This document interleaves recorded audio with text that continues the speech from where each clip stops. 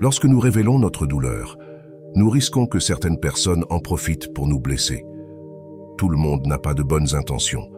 Il existe des individus qui éprouvent un certain plaisir à voir les autres souffrir et cherchent à aggraver la situation. Il est ironique de constater que certains pensent pouvoir m'atteindre sans vraiment comprendre qui je suis. Ils ne connaissent pas mes pensées et n'ont pas accès à ce qui est véritablement important pour moi. Comme le disait Épictète, la vie est souvent compliquée. Nous faisons face à des désaccords avec nos amis et notre famille, à des difficultés au travail, à des préoccupations concernant la santé et les finances. Ces problèmes peuvent facilement perturber notre paix intérieure. Cependant, lorsque nous nous laissons submerger par l'anxiété, non seulement les choses empirent, mais nous risquons également de dire et de faire des choses que nous pourrions regretter par la suite. Imagine être un arbre au milieu d'une tempête. Les feuilles s'agitent, les branches se courbent, mais le tronc reste solide et enraciné. Cela représente la résilience silencieuse que nous pouvons cultiver. Ici, nous discuterons de la façon de développer une force intérieure qui ne se laisse pas facilement influencer par les vicissitudes externes ou internes. Chaque défi peut nous apprendre à devenir plus forts, comme un arbre qui ne se laisse pas submerger par la tempête, choisissant de ne pas être trempé par la pluie ou secoué par le vent. Nous explorerons les principes stoïques d'Épictète et comprendrons comment la véritable force ne réside pas dans le bruit du tonnerre, mais dans le calme de la lumière qui éclaire notre chemin. Au cours des prochaines minutes, essayez de vous concentrer sur le contenu, en laissant de côté les distractions quotidiennes. De nombreux psychologues modernes affirment qu'il est irréaliste d'espérer être toujours heureux dans des conditions difficiles et que tenter de l'être est une illusion.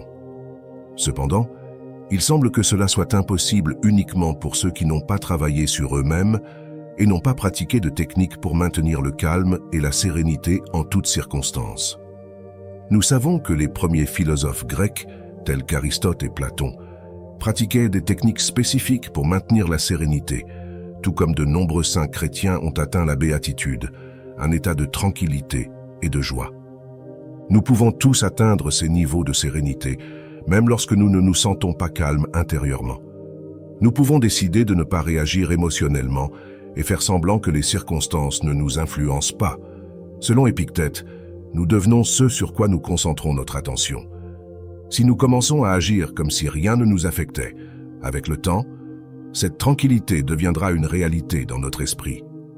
Il est important de contrôler nos pensées. Si nous décidons que rien ne nous affecte, mais continuons à penser « je suis tellement en colère » ou « comment ont-ils pu », nous nions en fait la tranquillité. Pour atteindre la sérénité, nous devons aligner notre comportement extérieur avec un modèle de pensée cohérent. Dites-vous que rien ne peut vous affecter, et ainsi cela sera. Rappelez-vous, vous avez le contrôle de vos pensées, pas des événements externes. La véritable force de cette stratégie réside dans le fait de se convaincre, à la fois intérieurement et extérieurement, que rien ne peut vous affecter. Ainsi, même les paroles des autres n'auront plus de pouvoir sur vous. Lorsque nous parvenons à rester calmes, nous remarquons une diminution du stress, car ce ne sont pas les situations elles-mêmes qui nous dérangent, mais la manière dont nous les percevons. Épictète nous encourage à ne pas placer tous nos espoirs dans un seul rêve, mais à poursuivre une variété d'objectifs pour augmenter nos chances de succès. Rappelez-vous toujours que la mort est la destination finale de notre parcours. Cette conscience nous aide à évaluer s'il vaut la peine de sacrifier des années de notre vie pour des choses matérielles que nous ne pourrons pas emporter avec nous. Enfin, selon Épictète, la véritable richesse réside dans un esprit content. Être heureux signifie apprécier ce que nous avons, plutôt que de nous plaindre de ce qui nous manque. L'humilité est essentielle à l'apprentissage et pour aborder la vie avec un esprit ouvert.